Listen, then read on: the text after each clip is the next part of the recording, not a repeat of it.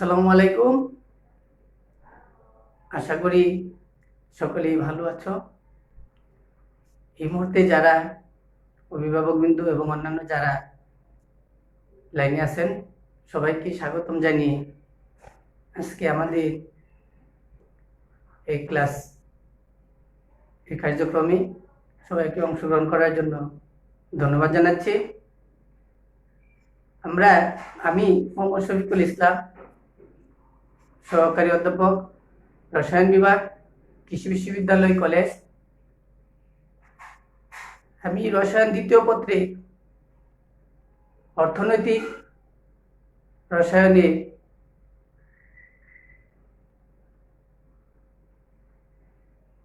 ইতিমধ্যেই 5টি ক্লাস নিয়েছি। আজকে আমাদের 6 নম্বর ক্লাস। আমাদের আজকে ক্লাসের নির্ধারিত টপিকসটি হলো সিরামিক উৎপাদনের মূলনীতি নিয়ে আজকে আমরা কিছু পড়ানোর চেষ্টা করব। আশা করি সবাই কিছু না কিছু উপকৃত হবে। সবাই ধৈর্য সহকারে আমার কথাগুলো শোনার চেষ্টা করবে। তো আজকে আসো আমরা কথা না বাড়িয়ে আজকে পড়াবো সিরামিক উৎপাদনের মূলনীতি। সিরামিক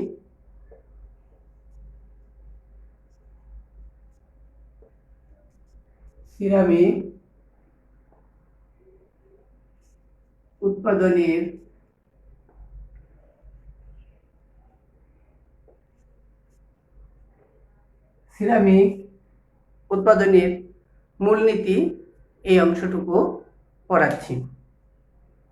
তো আমরা প্রথমেই যে বিষয়টি জানব যে সিরামিক বিষয়টি কি, আসো আমরা সেটি আগে একটু বোঝার চেষ্টা করি। গ্রিক শব্দ কেরামোস,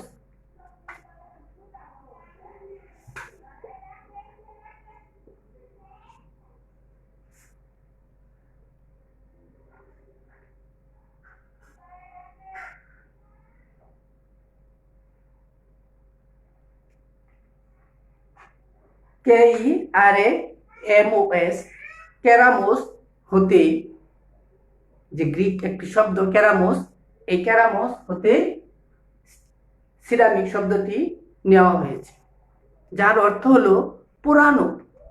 এর অর্থটা কি? পুরানো। সিরামিক শব্দের অর্থটি হলো কেরামোস থেকে নেওয়া হয়েছে। কেরামোস শব্দের অর্থটি হলো কি? সিরামিক। এটার অর্থ হলো পুরানো।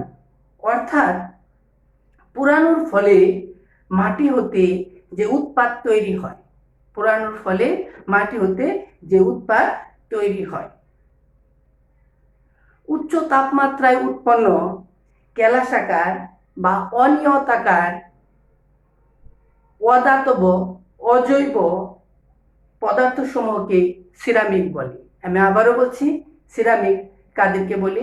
উচ্চ তাপমাত্রায় উৎপন্ন কেলাসাকার বা অনিয়তাকার অধাতব অজৈব পদার্থসমূহকে সিরামিক বলে। তাহলে সিরামিক কোন শব্দ থেকে নেওয়া হয়েছে? গ্রিক শব্দ কেরামোস থেকে নেওয়া হয়েছে। এর অর্থ কি? এর অর্থ হলো পুরানো। আবার আমরা সিরামিকের সংজ্ঞার মধ্যে বলছি যে উচ্চ তাপমাত্রায় উৎপন্ন কেলাসাকার বা অনিয়তাকার অধাতব অজৈব পদার্থসমূহকে সিরামিক বলে।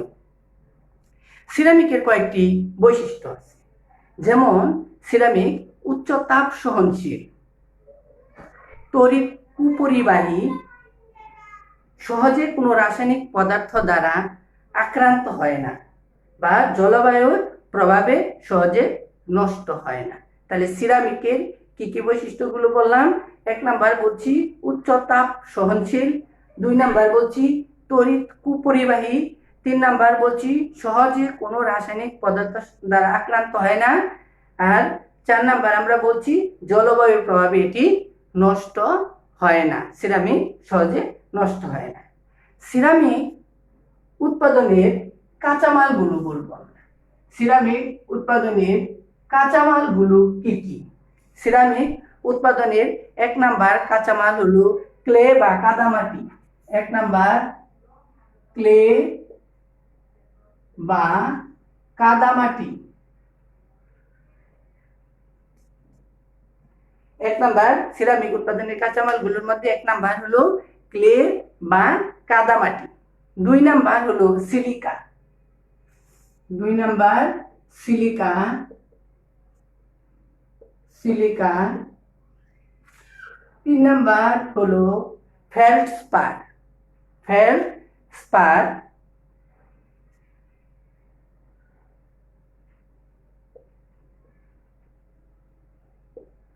এই তিনটি হলো সিরামিক উৎপাদনের কাঁচামাল। তাহলে সিরামিক উৎপাদনের কি কি কাঁচামাল? একটা হলো ক্লে বা কাদামাটি, 2 নাম্বার হলো সিলিকা, 3 নাম্বার হলো ফেল্ডস্পার। তো আমরা প্রথমে কাদামাটি নিয়ে একটু কথা বলি। কাদামাটি বা ক্লে এটি আর্দ্র অবস্থায় নমনীয়, কিন্তু শুষ্ক অবস্থায় কঠিন শক্ত পদার্থে পরিণত হয়। আমরা বলছি আর্দ্র অবস্থায় এটি নমনীয়, কিন্তু শুষ্ক অবস্থায় কঠিন শক্ত পদার্থে পরিণত হয়। সবচেয়ে বহুল ব্যবহৃত যে ক্লে আমরা বলি চাইনা ক্লে। এই চাইনা ক্লে এর সংকেত হলো অ্যালুমিনা, 2 অণু সিলিকা ও 2 অণু পানি। তো চাইনা ক্লে সবচেয়ে বহুল ব্যবহৃত চাইনা ক্লে, যেটাকে আমরা বলছি অ্যালুমিনা, 2 অণু সিলিকা এবং 2 অণু পানি, একে বলছি চাইনা ক্লে। তারপরে আসছে আমাদের দ্বিতীয় কাঁচামালটি হলো সিলিকা।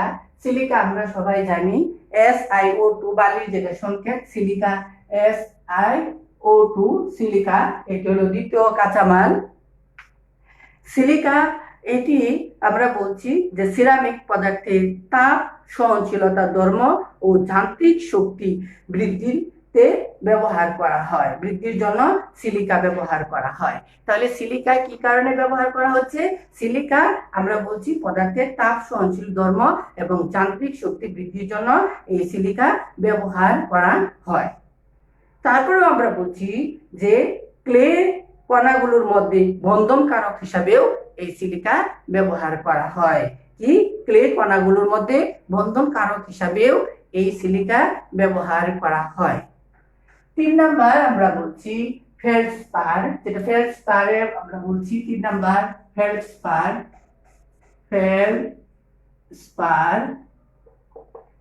এই ফেল্ডস্পার হিসাবে আমরা বিশেষ করে অ্যালুমিনা, ফেল্ডস্পার কাকে বলে? আমরা ছোট ছোট অনেক সময় প্রশ্ন করে থাকি যে ফেল্ডস্পার বিষয়টি কি, তোমরা একটু সবাই শুনে রাখো। ফেল্ডস্পার হলো কি? অ্যালুমিনা, সিলিকা ও ক্ষারীয় অক্সাইডের মিশ্রণে গঠিত পদার্থকে ফেল্ডস্পার বলা হয়। আমি আবারও বলবো, ফেল্ডস্পার কি? অ্যালুমিনা, সিলিকা ও ক্ষারীয় অক্সাইড। অ্যালুমিনা, সিলিকা ও ক্ষারীয় অক্সাইডের মিশ্রণে গঠিত পদার্থকে ফেল্ডস্পার বলা হয়। সিরামিক উৎপাদনে 3 ধরনের ফেল্ডস্পার আমরা ব্যবহার করে থাকি। কি কি ফেল্ডস্পার হিসাবে আমরা ব্যবহার করে থাকি? 1 নাম্বার ফেল্ডস্পার হিসাবে আমরা ব্যবহার করি potash feldspar. Potash feldspar. Potash feldspar. Feldspar. Potash feldspar আমরা ব্যবহার করে থাকি 3 ধরনের। পটাশিয়াম অক্সাইড, অ্যালুমিনা,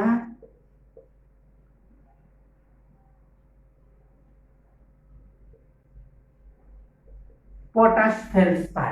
1 নাম্বার আমরা ব্যবহার করি পটাশ ফেল্ডস্পার। 2 নাম্বার আমরা ব্যবহার করি sodium feldspar. Sodium feldspar. Sodium feldspar.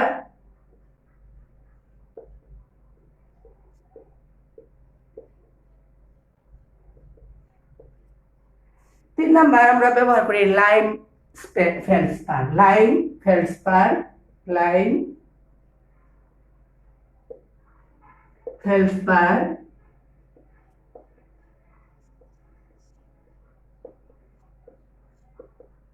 Lime feldspar. এই ফেলসপার হিসাবে আমরা সাধারণত বলছি সিরামিক উৎপাদনে আমরা 3 ধরনের ফেলসপার ব্যবহার করে থাকি। 1 নাম্বার হলো পটাশ ফেলসপার, 2 নাম্বার হলো সোডিয়াম ফেলসপার, 3 নাম্বার হলো লাইম ফেলসপার। এই ফেলসপার হিসাবে আমরা এই তিনটি ব্যবহার করে থাকি। এখন আসো আমরা এই প্রণালীটি নিয়ে একটু আলোচনা করি যে কিভাবে আমরা সিলিকা উৎপন্ন করতে পারবো। প্রণালীটা আমরা বলি,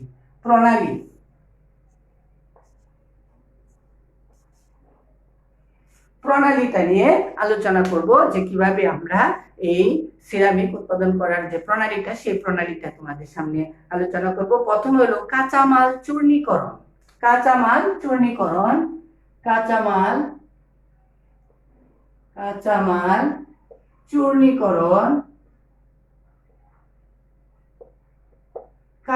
চূর্ণীকরণ আমরা বলতেছি যে কিভাবে আমরা কাঁচামাল গুলো চূর্ণী করব। ক্লে ছাড়া বাকি উপাদানগুলোকে বিচূর্ণ করে ছোট ছোট টুকরায় পরিণত করা হয়। পরিণত করে এটাকে মিল যন্ত্রের সাহায্যে পুনরায় মিহি কণায় পরিণত করব। আমরা ক্লে ছাড়া বাকি উপাদানগুলোকে বিচূর্ণ করে ছোট ছোট টুকরায় পরিণত করে একে কোথায় নিয়ে যাব? মিল যন্ত্রের সাহায্যে নিয়ে আমরা মিহি কণায় পরিণত করব। এরপর সকল উপাদান পরিমাণ মতো মিশিয়ে আমরা এর সাথে পানি মিশিয়ে যন্ত্রের সাহায্যে মিশ্রণকে আলোড়িত করব। আলোড়িত করলে একটি তরল মিশ্রণ পাওয়া যায়। এই তরল মিশ্রণকে আমরা বলি স্লিপ বলি। এই মিশ্রণকে বলি আমরা স্লিপ। অনেক সময় পরীক্ষার মধ্যে আমরা দেই স্লিপ কি। ক্লে ছাড়া বাকি উপাদানগুলোকে মিশ্রিত করে আমরা চূর্ণ বিচূর্ণ করে খুব মিহি কণায় পরিণত করে এর সাথে পানি মিশিয়ে একটি তরল মিশ্রণ পাওয়া যায়। এই মিশ্রণকে বলি আমরা স্লিপ। এই মিশ্রণকে কম্পমান যন্ত্রের সাহায্যে ছেঁকে অপেক্ষাকৃত যে বড় আকৃতির কণাগুলো, যেমন কাঠের টুকরো, ধাতব কণা প্রভৃতিগুলোকে আলাদা করা হয়। এটি হলো আমাদের কাঁচামাল চূর্ণীকরণ। তাহলে কাঁচামাল চূর্ণীকরণ কি বলছি? ক্লে ছাড়া বাকি উপাদানগুলোকে আমরা বিচূর্ণ করে ছোট ছোট টুকরায় পরিণত করে একে মিল যন্ত্রের সাহায্যে পুনরায় মিহি কণায় পরিণত করছি। তারপরে সকল উপাদানগুলো পরিমাণ মতো মিশিয়ে এর সাথে কিছু পানি যোগ করে আমরা একটি তরল মিশ্রণ পেয়েছি এবং এই তরল মিশ্রণকে বলি আমরা স্লিপ। এই মিশ্রণকে কম্পমান যন্ত্রের সাহায্যে ছেঁকে আমরা অপেক্ষাকৃত বড় টুকরোগুলো, ধাতব কণাগুলো বা কাঠের টুকরোগুলো, এগুলোকে আমরা কি করি? আলাদা করি। এটি হলো কাঁচামাল বিচূর্ণকরণ। কাঁচামাল বিচূর্ণকরণ করার পরে আমরা করব পরিস্রাবণ। কাঁচামাল বিচূর্ণকরণ বা চূর্ণকরণের পরে আমরা যাব কি? পরিস্রাবণ।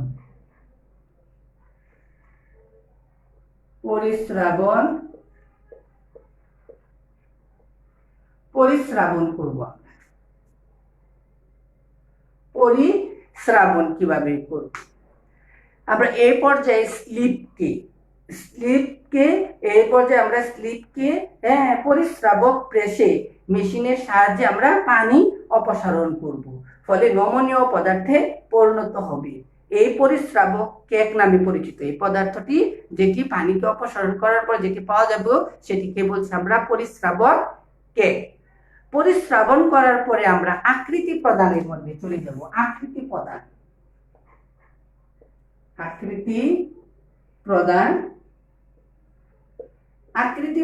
চলে যাব।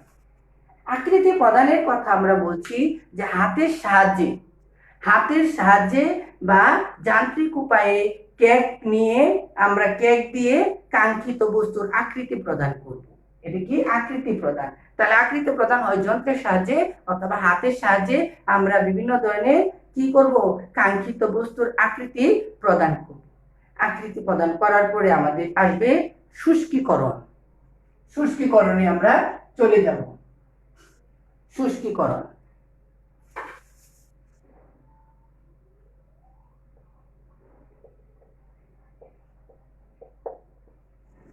শুষ্কীকরণে চলে যাব আমরা। কিভাবে এখন শুষ্কীকরণ করব? আমরা সেখানে চলে যাই। আমরা বলছি যে আকৃতিপ্রাপ্ত সিরামিক সামগ্রীকে আকৃতিপ্রাপ্ত সিরামিক সামগ্রীকে শুষ্কীকরণ কক্ষে নিয়ে তপ্ত বায়ু প্রবাহে একে শুষ্ককরণ করা হয়। কিসের সাহায্যে? তপ্ত বায়ুর সাহায্যে আমরা একে শুষ্কীকরণ করব। এবং এই পুরানো শুষ্ক সিরামিক সামগ্রীকে মাটির পাত্রে রেখে যত্ন সহকারে পুরানো হয়। আর এখানে পরিবর্তনগুলো কি কি হয় তোমরা একটু মনে রাখো। আমি তোমাদেরকে তাপমাত্রাটা বলে দিচ্ছি। এক হলো 150 থেকে 600 ডিগ্রি সেন্টিগ্রেড তাপমাত্রা, 150 থেকে 600 ডিগ্রি সেন্টিগ্রেড তাপমাত্রা একটা পরিবর্তন হয়। একটি হয় 350 থেকে 900 ডিগ্রি সেন্টিগ্রেড তাপমাত্রা, 350 থেকে 900 ডিগ্রি সেন্টিগ্রেড তাপমাত্রা একটা পরিবর্তন হয়। কি কি তাপমাত্রাগুলোর মধ্যে পরিবর্তন হয় আগে আমরা তাপমাত্রাগুলো যদি মনে রাখি তাহলে আমাদের এই পড়াটা খুব সহজে মনে রাখার সুবিধা হবে। তাহলে 800 থেকে 900 ডিগ্রি সেন্টিগ্রেড তাপমাত্রা একটা পরিবর্তন হয়, 800 থেকে 900 ডিগ্রি সেন্টিগ্রেড তাপমাত্রা একটা পরিবর্তন হয়। আরেকটি পরিবর্তন হয় 1000 ডিগ্রি সেন্টিগ্রেড বা তার চেয়ে উচ্চ তাপমাত্রা, 1000 ডিগ্রি সেন্টিগ্রেড তাপমাত্রা বা উচ্চ তাপমাত্রা। উচ্চ তাপমাত্রায় কি কি পরিবর্তনগুলো হয় আমরা এগুলো বলে দিচ্ছি। 150 থেকে 600 ডিগ্রি সেন্টিগ্রেড তাপমাত্রায় এই তাপমাত্রায় বস্তু হতে প্রাপ্ত সব পানি বাষ্পীভূত হয়ে যায় এবং বস্তু তার নমনীয়তা হারিয়ে ফেলে। কত ডিগ্রি? 150 থেকে 600 ডিগ্রি সেন্টিগ্রেড তাপমাত্রায় এইখানে বস্তু হতে প্রায় সব পানি অপসারিত হয় এবং বস্তু তার নমনীয়তা হারিয়ে ফেলে। 350 থেকে 900 ডিগ্রি সেন্টিগ্রেড তাপমাত্রায় স্ল্যাবে উপস্থিত ফেরাস অক্সাইড এবং জৈব পদার্থগুলো জারিত হয়। ফেরাস অক্সাইড এবং জৈব পদার্থগুলো এর মধ্যে যে উপস্থিত থাকে সেগুলো কি হয়ে যায়? জারিত হয়। 150 থেকে 600 ডিগ্রি সেন্টিগ্রেড তাপমাত্রায় পানি অপসারিত হচ্ছে। 350 থেকে 900 ডিগ্রি সেন্টিগ্রেড তাপমাত্রায় ফেরাস অক্সাইড এবং অন্যান্য জৈব পদার্থগুলো জারিত হয়। 800 থেকে 900 ডিগ্রি সেন্টিগ্রেড তাপমাত্রায় চুনা পাথর বিয়োজিত হয়ে ক্যালসিয়াম অক্সাইড ও কার্বন ডাই অক্সাইডে পরিণত হয়। 1000 ডিগ্রি সেন্টিগ্রেড তাপমাত্রা বা তার চেয়ে উচ্চ তাপমাত্রায় সাধারণত কি ঘটনা ঘটে? এখানে অ্যালুমিনিয়াম এবং সিলিকা বিক্রিয়া করে মুলাইট নামক স্থায়ী যৌগ গঠন করে। আমি আবারও বলছি, 1000 ডিগ্রি সেন্টিগ্রেড তাপমাত্রা বা তার চেয়ে আরো বেশি তাপমাত্রায় কি করে? অ্যালুমিনিয়াম এবং সিলিকা বিক্রিয়া করে মুলাইট নামক একটি স্থায়ী যৌগ গঠন করে। বাকি সিলিকা আরো উচ্চ তাপমাত্রায় কেলাস আকার ক্রিস্টোবালাইটে পরিণত হয়।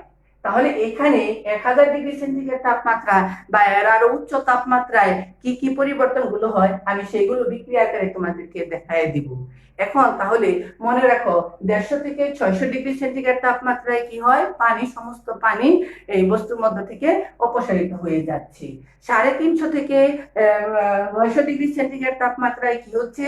বলছি যে ক্লেবে উপস্থিত ফেরাস অক্সাইড এবং অন্যান্য জৈব পদার্থগুলো জারিত হয়েছে। 800 থেকে 900 ডিগ্রি সেন্টিগ্রেড তাপমাত্রায় চুনা পাথর বিয়োজিত হয়ে ক্যালসিয়াম অক্সাইড ও কার্বন ডাই অক্সাইডে পরিণত হচ্ছে। আর 1000 ডিগ্রি সেন্টিগ্রেড তাপমাত্রায় বা এর চেয়ে আরো উচ্চ তাপমাত্রায় অ্যালুমিনিয়াম এবং সিলিকা বিক্রিয়া করে মুলাইট নামক স্থায়ী যৌগ পরিণত হচ্ছে এবং আরো বাকি সিলিকাগুলো আরো উচ্চ তাপমাত্রায় বিক্রিয়া করে ক্রিস্টোবালাইটে পরিণত হচ্ছে। এই বিক্রিয়াগুলো আমি এখন তোমাদের সম্মুখে দেখাই দিচ্ছি যে কিভাবে এরা বিক্রিয়াগুলো করছে।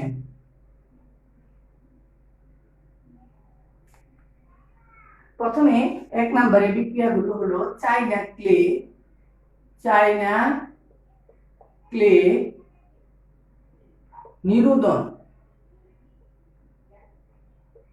চায়না ক্লে নিরুদন কিভাবে হচ্ছে? চায়না ক্লে নিরুদনটা আমরা দেখি।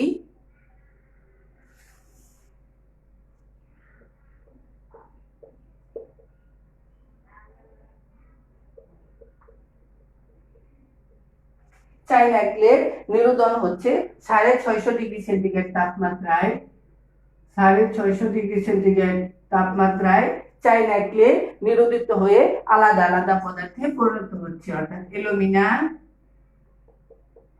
সিলিকা এবং পানি আলাদা হয়ে যাচ্ছে, নিরোধন হচ্ছে, চাই রাখলে নিরোধন হচ্ছে। তারপরে 2 নাম্বার হলো মুলায়েট গঠন। 2 নাম্বার হলো মুলায়েট গঠন। মুলায়েট গঠন, মুলায়েট গঠন কিভাবে হচ্ছে আমরা সেটাও দেখাই দিব এখন বিক্রিয়ার মাধ্যমে। 3 হলো অ্যালুমিনিয়াম যোগ 2 হলো সিলিকা। আরেকটি এখানে পদার্থ যুক্ত হইব, সেটা হলো ফেলসপার।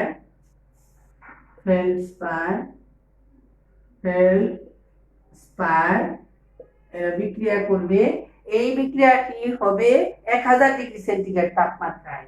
1000 ডিগ্রি সেন্টিগ্রেড তাপমাত্রায় বিক্রিয়া করে কি উৎপন্ন করো?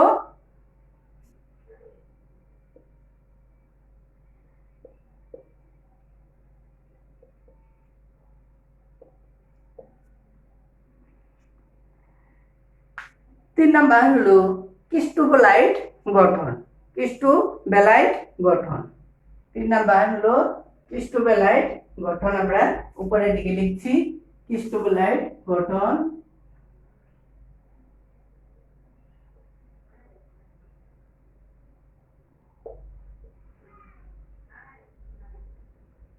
ক্রিস্টোবেলাইট গঠন, এই ক্রিস্টোবেলাইট গঠনটা কিভাবে হয় আমরা একটু দেখি।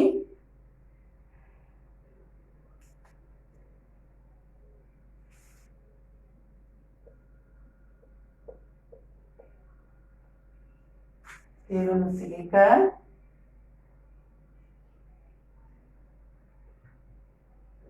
সিলিকা পানি ক্রিস্টোবেলাইট গঠিত হচ্ছে। এখানে আমরা বলছি 1500 ডিগ্রি সেন্টিগ্রেড তাপমাত্রায়।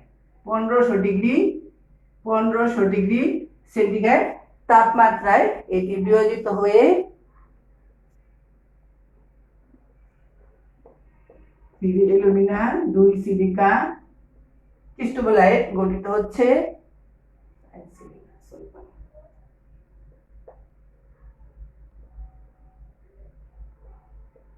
ক্রিস্টোবেলাইট গঠিত হচ্ছে। এই হলো আমাদের শুষ্কীকরণের প্রক্রিয়া। এভাবে উৎপন্ন সিরামিক সামগ্রীগুলো সাধারণত হয় ছিদ্রযুক্ত, একে বলে বিস্কুট। অনেক সময় পরীক্ষার মধ্যে আমরা দেই বিস্কুট কি, তাহলে আমরা এই যে প্রণালীর সাহায্যে উৎপন্ন সিরামিক সামগ্রী ছিদ্রযুক্ত হয়, তাহলে ছিদ্রযুক্ত উৎপন্ন সিরামিক সামগ্রীকে আমরা কি বলি? বিস্কুট নামে পরিচিত। তারপরে আমরা যে বিষয়টি করি সেটি হলো গ্লেজিং। আমরা কিভাবে গ্লেজিংটা করি সেটা এখন দেখাই দেব। গ্লেজিং করা সুপ্রিয় শিক্ষার্থীবৃন্দ, তোমরা দেখবা যে মাটির পাত্রের মধ্যেও আমরা গ্লেজ দিয়ে থাকি। হ্যাঁ, মাটির হাঁড়ি পাতিলটা তৈরি করার পর এটা মাটির পাতিলের উপরে একটি প্রলেপ দেওয়া হয়, পাতলা একটি আস্তরণ দেওয়া হয়, যাতে এটার ছিদ্রগুলো বন্ধ হয়ে যায়। এই প্রক্রিয়াটির নামই কিন্তু হলো গ্লেজিং। তাহলে আমরা এই মুহূর্তে কিভাবে গ্লেজিংটা করে আমরা একটু গ্লেজিংটা একটু বলি।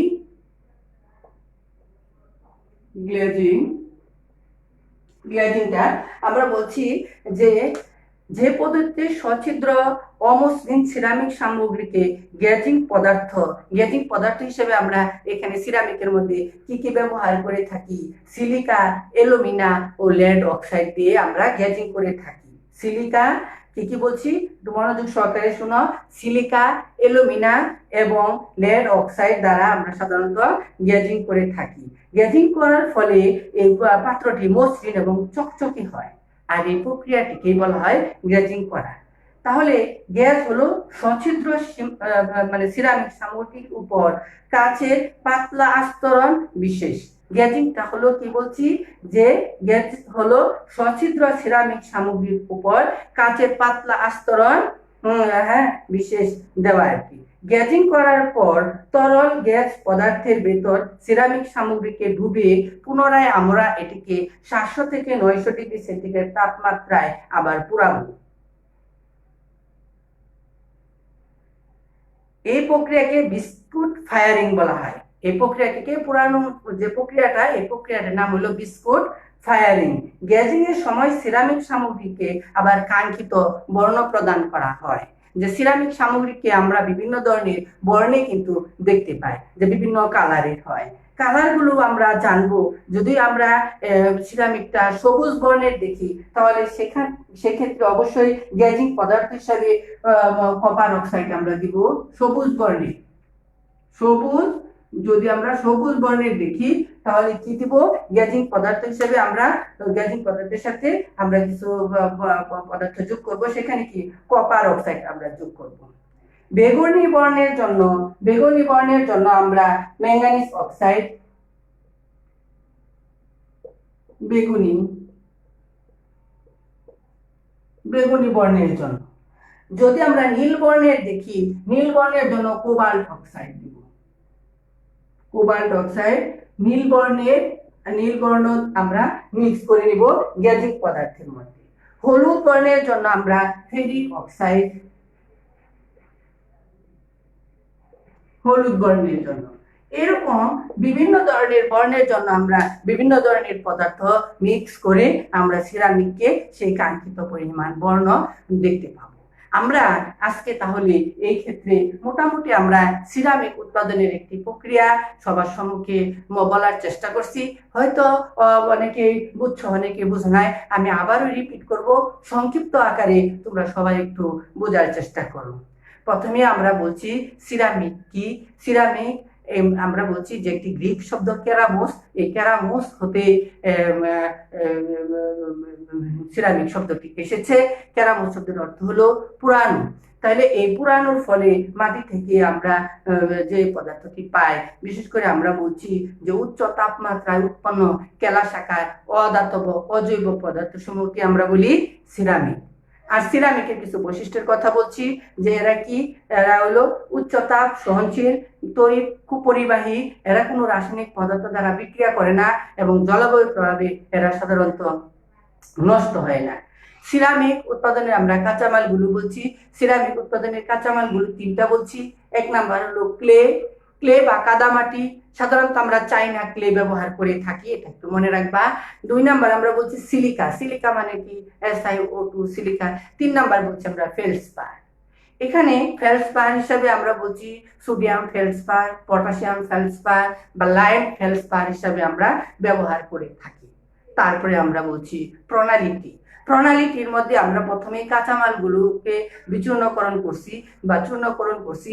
ক্লে ছাড়া বাকি উপাদানগুলোকে আমরা একত্রিত নিয়ে মিশ্রণ করে এগুলোকে ছোট ছোট মিহি টুকরোয় পরিণত করার পর আমরা এর মধ্যে কিছু পানি দিছি। পানি দেওয়ার ফলে একটি তরল মিশ্রণ পাওয়া গেছে, যাকে আমরা বলছি স্লিপ। এবং এই স্লিপটিকে নিয়ে আমরা কম্পমান যন্ত্রের সাহায্যে অপেক্ষাকৃত বড় আকৃতির টুকরাগুলোকে আলাদা করছি। ধাতব পদার্থ বা কাঠি টুকরা এগুলো আলাদা করে পরিস্রাবন করে নিচ্ছি। তারপরে পরিস্রাবনের প্রক্রিয়া আসবে। পরিস্রাবনের একটি যন্ত্রের সাহায্যে, প্রেস মেশিনের সাহায্যে আমরা এখান থেকে পানি অপসারণ করব। পানি অপসারণ করার পরে আমরা একে আকৃতি প্রদান করব। আকৃতিকে যন্ত্র অথবা হাতের সাহায্যে আমরা দিব। আকৃতি প্রদান করার পর আমরা শুষ্কীকরণে চলে যাব। শুষ্কীকরণের ক্ষেত্রে আমি বলছি যে বিভিন্ন তাপমাত্রা রেঞ্জ বলছি, 150 থেকে 600 ডিগ্রি সেন্টিগ্রেড তাপমাত্রায়, 350 থেকে 900 ডিগ্রি সেন্টিগ্রেড তাপমাত্রায়, এবং আমি বলছি 800 থেকে 900 ডিগ্রি সেন্টিগ্রেড তাপমাত্রায়, 1000 ডিগ্রি সেন্টিগ্রেড তাপমাত্রায় বা তার চেয়ে উচ্চ তাপমাত্রায়। 350 থেকে 600 ডিগ্রি সেন্টিগ্রেড তাপমাত্রায় আমাদের যে বস্তুটি পাবো, যে মিশ্রণটি পাবো, সেই মিশ্রণ থেকে সকল পানি অপসারিত হবে। 350 থেকে 900 ডিগ্রি সেন্টিগ্রেড তাপমাত্রায় আমরা বলছি যে ওই ক্লের মধ্যে যে উপস্থিত থাকবে ফেরাস অক্সাইড এবং বিভিন্ন জৈব পদার্থ তা জারিত হবে। 800 থেকে 900 ডিগ্রি সেন্টিগ্রেড তাপমাত্রায় চুনা পাথর বিয়োজিত হয়ে ক্যালসিয়াম অক্সাইড ও কার্বন ডাই অক্সাইডে পরিণত হবে। 1000 ডিগ্রি সেন্টিগ্রেড তাপমাত্রায় বা তার চেয়ে বেশি তাপমাত্রায় আমরা বলছি এখানে তৈরি হবে অ্যালুমিনা এবং সিলিকা বিক্রিয়া করে বোলাইট নামক একটি স্থায়ী যৌগে পরিণত হবে, এবং আরো বেশি সিলিকা এবং উচ্চ তাপমাত্রায় বিক্রিয়া করে এরা ক্রিস্টোবোলাইটে পরিণত হবে। এই বিক্রিয়াগুলো আমি দেখানোর চেষ্টা করছি। এইভাবে উৎপন্ন সিরামিক সামগ্রীগুলো ছিদ্রযুক্ত হয়। এই ছিদ্রযুক্ত সিরামিকগুলোকে আমরা বলি বিস্কিট, এবং তারপরে এই ছিদ্রযুক্ত সিরামিকগুলোকে আমরা গ্লেজিং করি। গ্লেজিং করার বিষয়টি আমি বলছি, বিভিন্ন গ্লেজিং পদার্থ আছে। আমরা এই ক্ষেত্রে বলছি সিলিকা, অ্যালুমিনা এবং লেড অক্সাইড দ্বারা আমরা গ্লেজিং করে থাকি, অর্থাৎ ছিদ্রযুক্ত পদার্থটির উপর একটি পাতলা একটি কাচের আস্তরণ, বিশেষ বা কাচের মতো একটি আস্তরণ দেয়া, তা ওটাকে একদম চকচকে এবং মসৃণ করা হয়। এই মসৃণ করার এই বিষয়কে আমরা বলছি গ্লেজিং। হ্যাঁ, গ্লেজিং অনেক সময় বলা হয় গ্লেজিং জিনিসটা কি, বা গ্লেজিং না করলে কি হয়, পাত্রটি ছিদ্রযুক্ত থাকে, তাহলে আমাদের কাঙ্ক্ষিত যে আমরা এখানে কাজটি করতে যাবো সেটি করতে পারবো না, ছিদ্রযুক্ত থাকবে। তাই গ্লেজিং করাটা আমাদের জন্য গুরুত্বপূর্ণ। গ্লেজিং করার পরে আমরা বিভিন্ন ধরনের কালারের সিরামিক পাইতে চাই। এই জন্য আমরা বলছি যে কপার অক্সাইড যদি দেই সবুজ বর্ণের, ম্যাঙ্গানিজ অক্সাইড যদি দেই বেগুনি বর্ণের, কোবাল্ট অক্সাইড যদি দেই নীল বর্ণের এবং ফেরিক অক্সাইড যদি দিই তাহলে হলুদ বর্ণের পদার্থে পরিণত হবে। সুপ্রিয় শিক্ষার্থীবৃন্দু, আজকে আমাদের সিরামিক উৎপাদনের মূলনীতি এখানে শেষ হতে যাচ্ছে। তোমাদের সকলের জন্য অনুরোধ থাকবো, তোমরা এই চ্যাপ্টারটি, যেহেতু অর্থনীতি কেমিস্ট্রি একদম সহজ, আমার দৃষ্টিকোণ থেকে এই চ্যাপ্টারটি অনেক সহজ, এবং যেহেতু বোর্ড পরীক্ষায় এখান থেকে একটি প্রশ্ন আসে, তোমরা অতি সহজেই অন্যান্য অধ্যায়ের প্রশ্নের উত্তরের চেয়ে এখানে উত্তর দিতে তোমাদের খুবই সহজ হবে। তোমরা যদি একদম একবার রিডিং পড়ো, নিজে নিজে একবার রিডিং পড়ো এবং আমাদের কথাগুলো শুনো, আমি মনে করি পরীক্ষার হলে তোমাদের এগুলো কাজে আসবে। তোমরা একদম নিজেই নিজের ভিতর থেকে এগুলো লিখতে পারবা। এগুলো আলাদা এক্সট্রা সময়ের প্রয়োজন হবে বলে আমি মনে করি না। খুব বেশি কষ্ট হবে না তোমাদের, খুবই সহজ লাগবে। তোমরা সবাই বাসায় বসে এগুলো একটু চর্চা করো, এবং কোনো সমস্যা হলে আমাদের মোবাইল নাম্বার আছে, ফেসবুকে, হ্যাঁ, মেসেঞ্জারে, তোমরা যে কোনো ভাবে যোগাযোগ করে এগুলো প্রশ্নের উত্তর তোমরা সহজে গ্রহণ করতে পারো। সবাইকে ভালো থাকার আহ্বান জানিয়ে সবার জন্য দোয়া রেখে আমি আজকের ক্লাস এখানে শেষ করছি। সবাই আমার জন্য দোয়া করবা। আল্লাহ হাফিজ। আসসালামু আলাইকুম।